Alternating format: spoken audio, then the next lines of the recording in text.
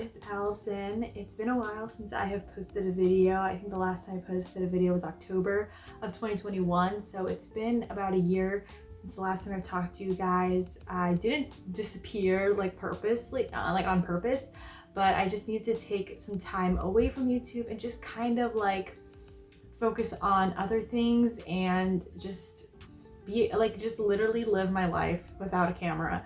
And it was just really nice to kind of step away and kind of just figure out my life, especially because I knew that there was going to be a lot of change happening in the next year since I've last talked to you guys, that I just wanted just time away from YouTube. And it feels so good to be back because I'm just in a better place mentally, and even though there's things that I'm still going through behind the scenes, it's honestly been something I've been wanting to do. I've been wanting to talk to you guys and just being on YouTube again. It's just like, it just feels right, you know? And I think also taking that like year off of YouTube, it was also intentional in the sense that like, I just wanted to see if God was still putting this on my heart. Like, even like, especially the last few years, I really was like, God, like if this is not for me, like please, like just like close any doors. And for some reason, God has just been like sparking this just thing in me again with YouTube. Like, it's so crazy to think about. So yeah, I just kind of like was okay with stepping away and then making like a video being like thank you and goodbye, but like I don't know what, but like God just was like, you know what, it's not over yet. Like, I still want you to minister and still be on YouTube. So that's kind of why I stepped away as well, but just figuring out like, God, is this still something you want for me? And being okay walking away if it's not. So he hasn't closed that door yet, so here I am. Yeah, life has been funny these past few months of just adjusting to being an adult and like not going to school anymore and kind of like job hunting and all this stuff. So that's definitely still happening. So just prayers, guys, literally prayers. But it's been a lot to kind of adjust to, but it's been such an awesome time because I've been able to do other things and kind of step into just other hobbies, which kind of brings me to my next point and kind of segues into like the future of my channel. So I have been trying to figure out also when I was thinking about coming back to YouTube, I was like, well, what kind of videos do I want to post, you know? Like, I love doing vlogs and I love watching vlogs, but I just feel like my life is not that interesting to do a vlog. So as I was kind of going back on YouTube and watching different videos, something that I was really interested in and thought was really cool was just like this book community. Like, I like find the book community here just so fun, and so that kind of got me because I kept watching a bunch of booktubers, it kind of got me inspired to go into reading again. And just like, not that like reading was ever something that like I love to do, but just kind of like dip my toe into it, you know, like just like try it out, because I was never a reader growing up. And it's kind of funny now, like how many books I've read these past few months.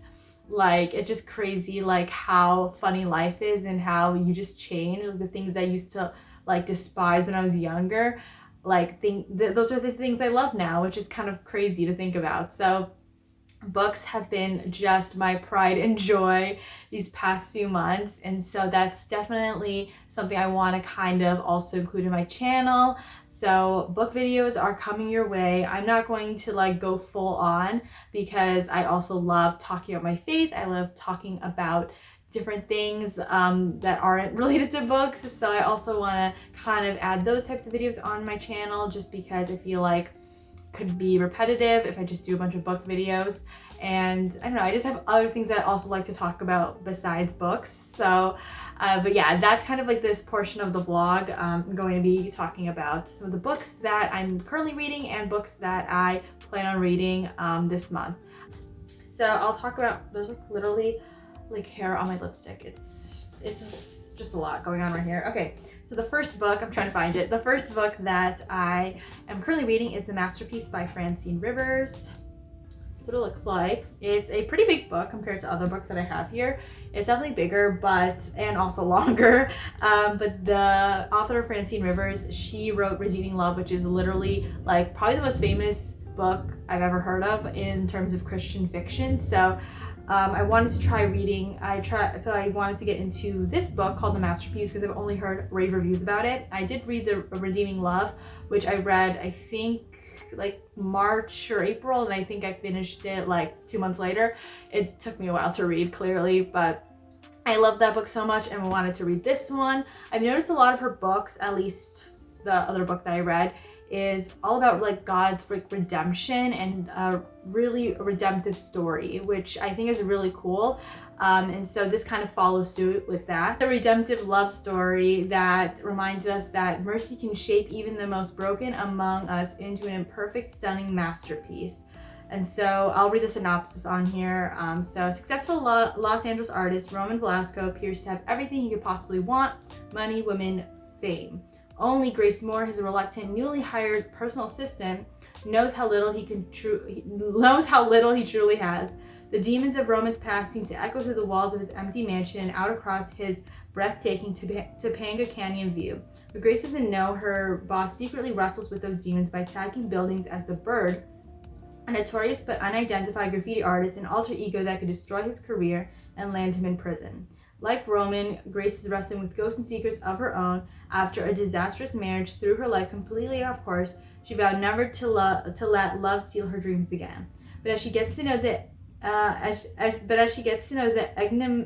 enigmatic man behind the reputation, I don't know how to say that clearly, it's as if the jagged pieces of both of their pasts slowly begin to fit together until something so unexpected happens that it changes the course of their relationship and both of their lives forever. So this just like drew me in after I read the synopsis when I was just like browsing around books. And yeah, I've only heard stunning and like the best things about this book. So I'm super excited to read it. It is a New York Times bestseller, so you know how it is. But yeah, this is a book that I've heard like literally rave reviews about, and so I can't wait to read it and get more into it. I'm only like 50 pages in, which isn't really much considering it's an almost 500 page book. So really excited to continue reading this.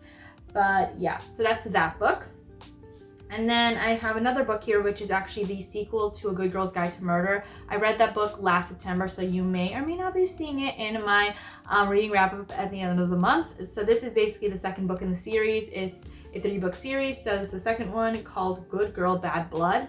It's actually a YA book, which is really fun because I haven't read like a YA book in a while. Basically, this follows Pip, who in the first book was doing she was looking into the murder of Andy Bell and Sal Singh. Basically, what ended up happening was she wanted for her senior capstone project, she decided to basically investigate the murder of Andy Bell and her boyfriend Sal Singh, who ended up committing suicide. And so she was trying to figure out like if Sal actually like killed Andy Bell and basically prove his innocence. So that's kind of that story. So this is a book that kind of like has like a separate story, so it's not like a series where like you need to read like all of the books, so it's like standalones, but it's just the same character, so you can actually like get into it. But it does help that if you read like the first book and then continue on with the series. But yeah, I just wanted to share that with you guys. So this says, Pip is not a detective anymore. With the help of Sal Singh, she released a true crime podcast about the murder case that he solved together last year. Though the podcast went viral, Pip insists that her sleuthing days are behind her. But when someone who knows goes missing and the police won't do anything, Pip has no choice but to investigate. After all, Jamie Reynolds disappeared on the very same night the town hosted a memorial for the 6-year anniversary of the deaths of Andy Bell and Sal Singh. It has to be more than a coincidence. Pip follows a trail of clues, uncovering more of her town's dark secrets along the way, and this time everyone is listening. Will she find Jamie before it's too late? Dun dun dun. So that's this book, and it's a pretty fast read, also because it's YA, it moves a lot faster, so super excited to read this. And then I have another like kind of psychological thriller. This is a book that I was surprised to open up when I received the package from Amazon, because it's like a pocket-sized book, which doesn't really match with like the size of all my other books. But yeah, I've you know, we're over it. We went through it. It is what it is. So the synopsis says FBI agent Nell Flynn hasn't been home in 10 years. Nell and her father, homicide detective Martin Flynn, have never had much of a relationship, and Suffolk County will always be awash in memories of her mother, who was brutally murdered when Nell was just 7. But when Martin dies in a motorcycle accident, Nell must return home to close his estate, and in the process she ends up becoming involved in the last case her father worked, an investigation into the brutal murder of 2 young women. The further Nell digs, the more she finds herself plagued by doubts surrounding her mother's death and her own role in exonerating her father in that very case. Nell can't help but ask questions about who killed the 2 women and why, but she may not like the answers she finds, not just about those she loves, but about herself. So yeah, I'm super excited to read this. I love psychological thrillers. I think it's just really interesting. And it's a pretty short book. It's only like 300 pages. But yeah, I like kind of darker books, but like not too dark. Like there's only like a certain level I can handle, but this one is just right up my alley. So that's that book. I forgot to mention this is the book that I'm also reading as I'm reading the book by Francine Rivers. The book that I'm choosing for my Christian nonfiction for October is Gentle and Lonely by Dane Ortland, The Heart of Christ for Sinners and Sufferers. That's what this book is about. As you can see, I have my little bookmark, my little fun bookmark, and basically this, I'll read it to you guys what it is. It says, Christians know what Jesus Christ has done, but who is he? What is his deepest heart for his people, weary and faltering on their journey toward heaven? Jesus said he is gentle and lonely in heart. This book reflects on these works, opening up a neglected yet central truth about who he is for sinners and sufferers today. And then it has a scripture from Matthew 11:28, which is very, very famous. Come to me, all who labor and are heavy laden, and I will give you rest. So yeah, I've been loving it. I've been actually annotating and highlighting, which has been super fun. So yeah, I practically read this like at the end of the day before I go to bed. I read about a chapter, and it's been so nice to be able to just read this and just remember like the heart of Christ. And I think that's something that is so important, especially when you go through suffering and when you find yourself in the trials and just the hard times in life. It can be hard to remember who Christ is. So this is definitely a book that I've just been like literally annotating everything in the book, and it's just been an amazing book. So if you guys are also in a similar season, then I would definitely recommend this book. So the next book that I read, I haven't heard really much about. So this was just a book that I just kind of found, and not like based on like social media or like any like booktubers. This is actually a YA book that I found in store. It was actually a lot cheaper to buy online. So I ended up reading like the little like synopsis when I was like shopping around, but I ended up buying online. So this is a book, We Were Kings by Court Stevens, and then at the top it says, guilty or wrongly accused, pick your side. So this is another YA book. I don't know if I mentioned that, so I'll read the little summary. A 20-year-old crime, an accelerated death penalty, and an elitist family cover-up. Nyla races against the death row clock to save a woman the world is rooting for and against. Which side will you choose? 20 years ago, 18-year-old Frances Quick was convicted of murdering her best friend, Cora King, and sentenced to death. Now, the highly debated Accelerated Death Penalty Act has passed, giving Frankie 30 final days to live. Surprising everyone, of the King family member sets out to challenge the woefully inadequate evidence and potential innocence of Frankie Quick. The at first reluctant but soon fiery Nyla and her unexpected ally, handsome country island boy Sam Stack, bring Frankie's case to the international stage through her YouTube channel, Death Days. They step into fame in a hometown battle that someone's still willing to kill over. But who? The senator, the philanthropist, the pawn shop owner, Nyla's own mother?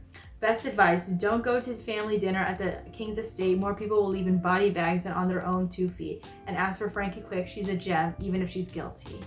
I just thought that was so cool, and it just like intrigued me. So that is this book, We Were Kings. I also thought the cover was so cool with this diamond and then like blood. I don't know, it's just really interesting. I was like, what? At first I was like, We Were Kings, and then I read the actual synopsis, like, okay, it makes sense. So yeah, that is this book. I'm super excited to read it. And then the last book I have here, or the last physical book I have here that I want to read, The Lies I Tell, which is by Julie Clark. I actually got this book, if you guys see this little barcode, I got this book from Better World Books. It's actually like one of those like third-party booksellers.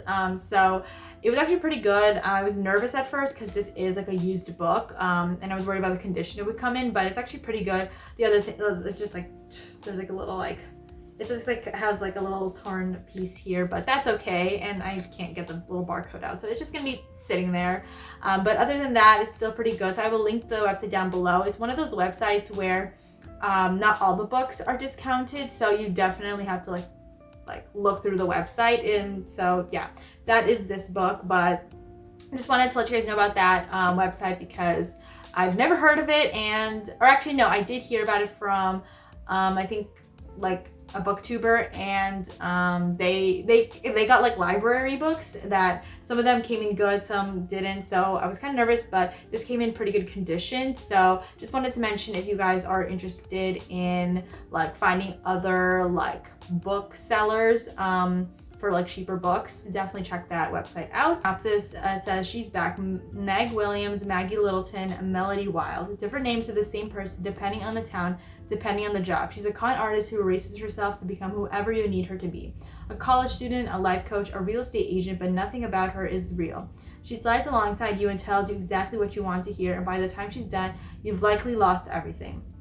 Kat Roberts has been waiting 10 years for the woman who upended her life to return. And now that she has, Kat is determined to be the one to expose her. But as the two women grow closer, Kat's long-held assumptions begin to crumble, leaving Kat to wonder who Meg's true target is. The Lies I Tell is a twisted domestic thriller that dives deep into the psyches and motivations of two women and their unwavering quest to seek justice for the past and rewrite the future. So yeah, I'm also super into domestic thrillers. I read that, I was like, okay, I'm buying this. I've always been interested in like con artists and like kind of like what goes on in their mind and everything like that. So I was super intrigued to read this book. So that's that book. I also want to read the second book in the Inheritance Game series. I read the first book and it literally left me with my jaw on the floor because I was like, ugh.